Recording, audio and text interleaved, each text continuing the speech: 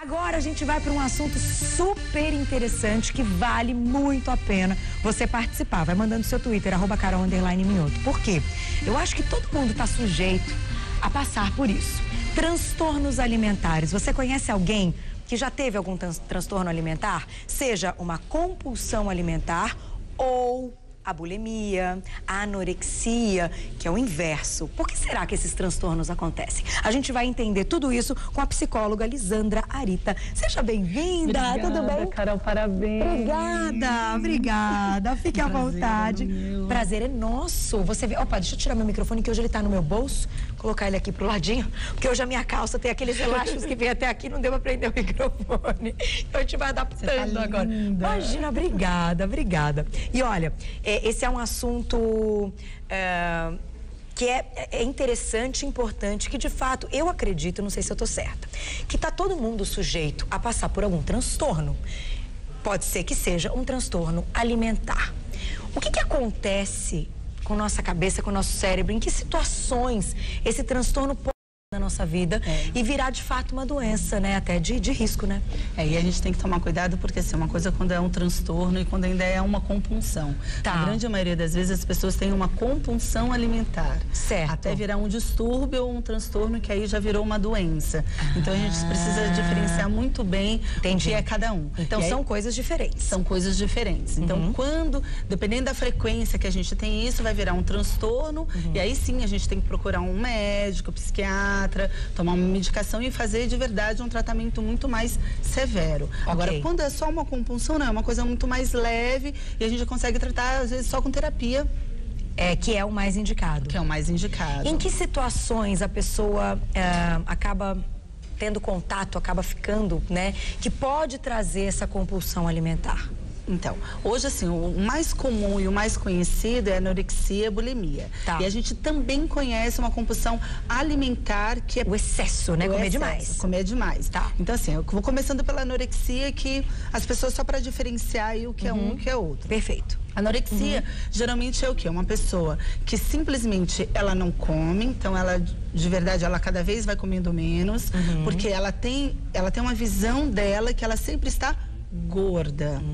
Então ela não consegue se ver magra e o distúrbio faz com que o que acontece com ela, que ela sempre se vê gorda e por mais que ela emagreça, isso não significa que vai fazer com que esse distúrbio melhore. Ela continua se vendo gorda. E por que ela se vê gorda se ela tá magra? Eu não consigo entender isso. E aí, emocionalmente, tem toda uma explicação. Né? Então, assim, com certeza a gente vai dizer, e agora que você tá grávida, a gente vai falar que já começa desde a gestação uma série de sensações. Que interessante. Né? Que mexe com a autoimagem dela, com a autoestima, uma série de medos, rejeições. Então tá tudo ligado aí a e que pode que ela tem guardado. Pode desencadear nessa sensação da alimentação e da autoimagem dela. Podia ter desencadeado talvez no trabalho ou em outra área da vida dela, sim, mas desencadeou exatamente nisso. Então não adianta, às vezes as pessoas falam assim, Lisandra, eu vou tratar isso como? No primeiro momento, a gente vai tratar, às vezes, com a medicação para aliviar um pouco dessa sensação de quê? Talvez de depressão, talvez de ansiedade, talvez de não se ver desta maneira e dar uma diminuída nessa sensação. Depois, a outra etapa é o comportamento, porque ela faz exageradamente excessos de atividade físicas, métodos extremos de dieta alimentar, então isso tem que melhorar. E depois descobrir a causa, que muito provável é uma rejeição tremenda, é um medo excessivo de se expor, de como lidar com as pessoas e assim vai. Nossa, e acaba sendo seríssimo, porque se isso se prolonga, a pessoa pode morrer. Com certeza. Não é? Tem muitos casos aí de anorexia que levaram à morte. Ela não consegue perceber que ela já está doente. Entendi. Então, mas tem cura, é possível recuperar. Então às vezes quem vai perceber são as pessoas que estão em volta dela. Observar assim, você não está magra demais? Você está comendo? Né? Então as pessoas... alguma coisa não está estranha, não está estranha, não está errada. Né? Então as pessoas que estão em volta, por uma anorexia é mais fácil observar isso. Olha, ela não está comendo e ainda está se vendo magra. Entendi. Agora, já para que tem bulimia, já é mais difícil, porque ela sai para almoçar com as amigas, come bonitinho e depois ela vai para fora? Então, não necessariamente, porque a bulimia, assim, ela sempre está numa dieta constante. Tá, e presa nessa dieta. Presa nessa dieta. Ela não necessariamente ela é uma pessoa obesa, ela pode ter um corpo super aparentemente em ordem, só que ela tem alguns picos de ansiedade ou de depressão ou de vazio, e aí sim ela exagera. Entendi. Não vão ser então todas as refeições que ela vai querer vomitar. Só quando ela está num processo extremamente grave, que aí toda refeição ela vai vomitar. Entendi. Mas o começo, na grande maioria das vezes, assim, num momento que ela está se sentindo vazia, ela vai lá e come um bolo. Porque ela está cansada daquela monotonia ou daquela solidão de todo dia de ter uma dieta. Então, ela ficou triste. Aí ela fala assim, como que eu vou suprir esse vazio? Come. Então, come. Só que exageradamente. Entendi. E aí, ela sente a culpa. Isso, aí ela vai vomitar. Então, o que está ligado num caso de bulimia é a culpa. A culpa. Mas não necessariamente só é o vômito. Pode ser um laxante, pode ser um diurético. Nossa, então vão encontrando outras alternativas para conseguir remédios, tirar aquilo depois de ter comido. Exatamente. E aí, como que a gente recupera uma paciente dessas? Então, de alguma maneira, assim, precisa, quando já está num estado grave, que aí vai o que ela come, ela vai vomitar, não é só nesse estágio, só de quando ela exagera, e sim em todos os estágios já está realmente num estado grave. Precisa entrar com uma medicação, sim, então ela precisa ir no psiquiatra para poder melhorar um pouco dessa sensação de quê? De depressão, de vazio, de ansiedade, para dar uma acalmada, e precisa ir para terapia para aos poucos introduzindo essa alimentação. Tá. E, assim, o que eu acho que é o mais difícil é que a culpa é um sentimento, né? E ela carrega o sentimento da culpa. Então, como se livrar daquilo? Trabalhar depois uma causa, que é a culpa, que a gente vai trazer talvez de dentro da barriga, que são os 9 meses. Com certeza a gente aprendeu alguma sensação disso na gestação e também na infância. Na infância também. Na infância algo aconteceu que remete. A gente pode dizer, por exemplo, assim, durante 9 meses, essa mãe pode ter passado uma sensação de culpa muito grande para essa criança. Pode ter vivido isso. Então, as mães não sabem que aquilo que você hoje está vivendo, você pode já estar passando para o seu filho. Então, por exemplo, deixa eu ver se eu entendi. As mães gestantes. Que acabam ficando descontentes, que não estavam tão afim, que descobrem a gravidez. Esse bebê pode sentir que essa sensação é dele. Então, por isso que quando a gente está grávida, desde já, a gente já pode dizer para o seu filho, olha, isso é da mamãe e não seu. Portanto, desde agora você pode falar assim, olha, a mamãe está, né, triste porque no trabalho brigou, se aborreceu. Isso não é com você, meu filho. A gente pode fazer isso? Pode. Eles vão entender. Eles já entendem. Eles vão... Mentira. Verdade. Que loucura, vocês ouviram isso? Então, já no período da gestação, qualquer sensação. Sério? Eles entendem. Então, até quando a gente tem um estresse, um susto. E fala assim, olha, a mamãe tropeçou, a mamãe caiu, a mamãe tomou um susto, ou passou um medo, ou um estresse. Fala assim, olha, isso não é seu, é da mamãe. E isso, no futuro, pode prejudicar, então? Pode. Então, assim, que as mães que não sabiam disso, não fizeram isso. Então, precisa ir para terapia para conseguir ressignificar isso que a mãe, naquele dia, naquele momento, não conseguiu fazer isso para aquele filho. Entendi. Então, as mães hoje que estão grávidas e podem fazer isso, com certeza vão ter filhos muito melhores dentro desse inconsciente. Olha, então estar atento para dizer, olha, para poder melhorar. Isso que aconteceu não tem nada a ver com você. E aí quando tá feliz, dizer, eu tô muito feliz porque você está aqui. Isso, exatamente. O inverso também, né? E tudo, mas isso vai contribuir que seja uma criança muito mais feliz. Por isso que quando o bebê chora, não necessariamente você já tem que ir lá e dar a comida. Por isso vai estar muito relacionado com o quê? A criança, quando cresce, quando chega na adolescência, vai sempre querer suprir o vazio ou a ansiedade, e aí não sabe por que virou com a bulimia, com a comida, a compulsão serem querendo trocar. Podendo virar até transtornos. Então, porque em algum momento de uma bulimia e de uma anorexia, tanto a ausência da comida como colocando a comida para dentro, tem a ver com essa infância também. Que interessante. Porque o comportamento dele é o quê? Ele não necessariamente, ele não sabe dosar o quê? Tanto o excesso quanto a falta de dosar, porque é pela emoção. Não é porque ele tá com fome. É assim, sempre, desde pelo pequeno, sentimento. Ah, então, tô sentindo um vazio, eu ganhava. Ou eu tô feliz, eu vou comer. Eu tô triste, eu vou comer. E aí, pro resto da vida, aquilo... Mas porque, com certeza, na infância, o que essa mãe, muito provável, também contribuiu? Não que a culpa seja dela, mas ela contribuiu. Sem a querer, criança né, chorou, acho que é fome. Deu. Então, a criança entendeu o quê? Pelo comportamento. Se eu choro, eu vou ganhar comida. Então, sempre que eu estiver triste e chorar com esse sentimento que é o mesmo, eu vou suprir com comida. Eu queria aproveitar, alguém aqui no estúdio conhece algum caso de anorexia, bulimia? Não tem ninguém, né? Eu tô esperando aqui, justo hoje, o Twitter, ele tá assim, ele tá preguiçoso. As perguntas para o Orlando chegaram agora e as perguntas para a Lisandra vão chegar quando eu estiver na próxima pauta. Mas não tem problema, continuem mandando, porque essas perguntas são super importantes até para que a gente traga outras pautas aqui no programa. Mas agora vamos falar da compulsão mesmo, de quem come muito, mas não vomita, enfim, não vai tomar laxante e que vai guardando e aumentando esse peso e até vai ficando cada vez mais triste por perceber que tem uma compulsão alimentar e que não consegue parar. E aí vai chegando na obesidade mórbida e fica de moderada a grave. E aí, a gente consegue recuperar também? Consegue.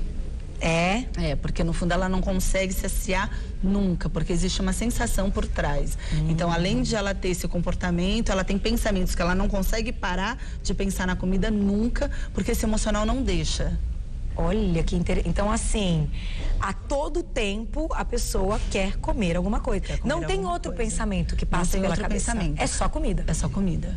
Mas com certeza está vinculado a alguma emoção. Então, assim, se ela está com medo, ela vai pensar o quê? Algumas pessoas, quando estão com medo, podem sentir raiva, podem sentir outras coisas, ou trabalhar muito, tem compulsão de outras coisas. Essa pessoa que tem compulsão alimentar, ela vai descontar isso na comida. E aí vai comer a todo tempo. A todo tempo. Qualquer coisa que tiver pela frente. E existem pessoas que acordam também durante a noite para comer. Para comer. Entra nesse nosso Geralmente papo ela se sente rejeitada, essas que engordam muito. Então, vira sempre um conflito constante.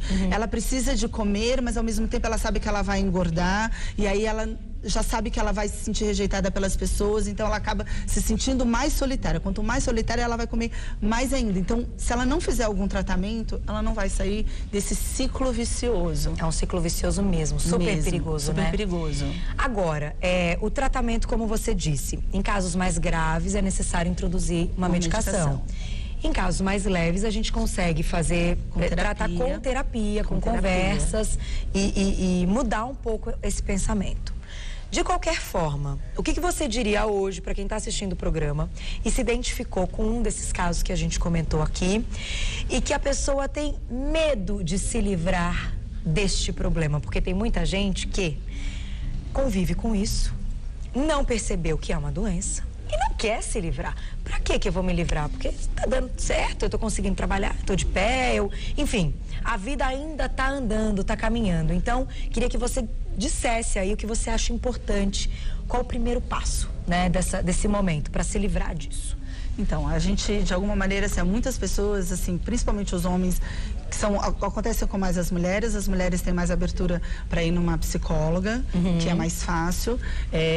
A gente também aconselha, tá indo às vezes para um treinamento de final de semana, que também acontece, que é o que a gente dá de final de semana, né? Que é só entrar no nosso site. E também as pessoas também, os homens gostam mais de uma coisa assim mais rápida, né? De um final de semana, de trabalhar só o emocional. Entendeu? Mas precisa se conhecer, precisa se entender, precisa trabalhar os medos, precisa trabalhar a autoestima para poder melhorar. Se a pessoa trabalhar a sensação da rejeição, da autoestima, com certeza ele vai resolver isso dentro dele. Muito legal. Agora, diretora, pode chamar um minutinho para ela contar esse caso dessa amiga dela? Entre. Ai, como ela tá linda hoje. Tá de mic, né, Tô sim. Tá lá com o microfone. Vem, aproveita, porque essa pode ser a dúvida. Ei, seja bem-vinda. Bom, dispensa apresentações, todo mundo conhece. Nossa amiga Simone, diga. Pois é, eu vi a doutora falando sobre casos que acontecem na infância, que decorrem disso. No caso dessa minha amiga, que provavelmente pode ser que ela esteja nos assistindo, o que acontece?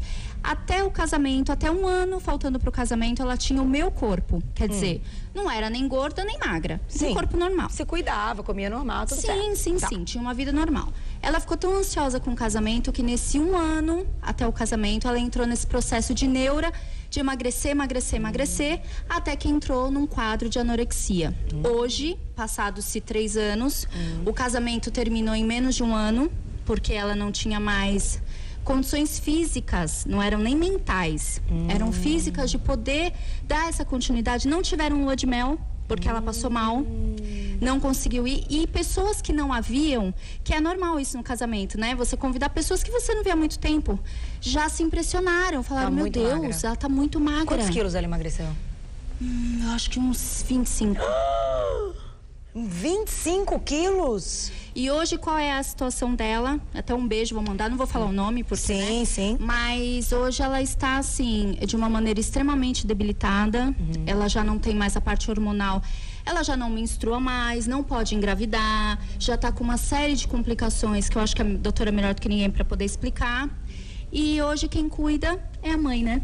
Que cuida dela, porque ela não consegue nem sair, mas não tem força, ela tá fraca. Não, foi o que o pessoal tava falando, as meninas, mas é o problema psicológico. No caso dela, já passou do psicológico, já é físico. Ela já não tem mais força para levar uma vida normal, por mais que ela queira. Às vezes ela tem uma afilhada que é de uma amiga em comum e em festinhas você percebe, ela tem vontade. Então, buffet, ela se serve, ela pega uma rodelinha de tomate, uma rodela de pepino, 3, assim, uma folha de alface cortada em 3 e não come. E ela se sente mal porque ela vê que as pessoas em volta dela ficam observando para ver se ela vai comer. E comentando, já virou um comentário geral. E aí, nesse caso? Porque aí no caso dela já virou uma doença. E aí não adianta querer que ela vá se tratar. A mãe dela vai ter que levar ela para se tratar. Entendeu? Porque assim, como já virou uma doença, já virou um transtorno no caso dela, ela não tem... Já se estabeleceu. Já se estabeleceu. E aí, o que acontece? Alguém tem que levar ela para se tratar. No grandes casos, quando chega assim para mim, a gente já interna. É um caso de internação. Mas no já caso... não é um caso de ela nem ficar na casa dela. Porque com certeza a mãe dela não vai saber conduzir essa paciente. E assim, né, Carolzinha, se você for ver, um sonho de um casamento se tornou uma tragédia na família toda. Desencadeou pelo próprio estresse do casamento. Às vezes ela podia nunca ter acontecido isso, mas a ansiedade do casamento fez com que essa ansiedade fizesse que ela não comesse. E dela estar linda, magra e que aí que foi que dá a questão da rejeição, que é uma coisa muito importante, talvez que na infância dela fosse a autoestima, que ela carregou, né? Que ela carregou, e no casamento, que era uma coisa que ela queria que todo mundo visse ela muito linda e muito importante, foi o que marcou pra ela. E só rapidamente para encerrar, para você ter uma ideia, para você ter uma ideia, as fotos da retrospectiva era chocante, porque eram fotos com um peso, com 20 quilos a mais, e no casamento ela tava com os ossos assim à mostra. Então todo mundo olhava pra foto e olhava pra ela e ficou uma situação extremamente constrangedora. E sem dizer que ela desmaiou na sacristia da igreja. Isso que eu ia te perguntar, não deve ter conseguido, nem o casamento deve ter rolado de uma maneira completa. E o frio também, né? Hipotermia também tem. Ela também tava sim, mas é por isso que ela não menstrua, porque aí agora já atacou o físico, mas também atacou o emocional dela e o mental também. É verdade. Olha, o mais importante, a gente tem que encerrar nosso tempo. Ai, voa! Quero te agradecer, obrigada, Si. Imagina, não precisa citar o nome dela, aliás, um beijo, espero que ela esteja assistindo e que isso sirva como um incentivo mesmo. Porque essa mãe é porque olha quanta gente ajudar. Que gosta dela, não é verdade? Então, mas o que eu acho que fica legal é pra gente trazer para uma próxima pauta, em próximo momento, se você quiser participar, se ela quiser participar, de repente, né, mostrar aqui o caso, um incentivo. A gente falar também das cobranças da sociedade, que é o que acabam trazendo tudo isso. Então, assim, quando a gente coloca no programa, o programa é Você Bonita, e a gente ensina receitas light e tudo mais, algumas pessoas até falam, nossa, mas é obrigatório ser magra? Não é obrigatório ser magra, é obrigatório ser feliz. E saudável. Não é? E saudável. É o que porque agora virou, não é nem exatamente. A diretora falou que é obrigatório é encerrar a pauta, mas pra fechar mesmo, eu acho que todo mundo tem que ser feliz. Então, assim, tem que buscar a felicidade com saúde. Com saúde. O mais importante, não tem como você ficar bonita se você não estiver saudável e você não estiver feliz. Então, vamos trazer essa pauta de novo. Quero te agradecer. Muito obrigada, Obrigada Carol, por ter vindo. parabéns. Eu vou passar o seu contato. Obrigada, viu? O site da Lisandra Arita, que é psicóloga, é o www.arita, sem H, Arita, tudo junto, arita.com.br. Deixa eu te dar um beijo. Obrigada. Volte logo. Esse Carol. assunto é muito importante. A gente tem que ter aí muito tempo. Obrigada, amiga. por participar. Se você Beijo, quiser meu ficar à amor. vontade para conversar mais com a certeza. Lisandra e ligar para Obrigada. sua amiga, eu fiquei muito feliz em saber que ela tem muitas pessoas que gostam dela e que estão torcendo para recuperação. Isso já é, muita coisa. Muito né? positivo. Beijo, Ci, obrigada. Beijo.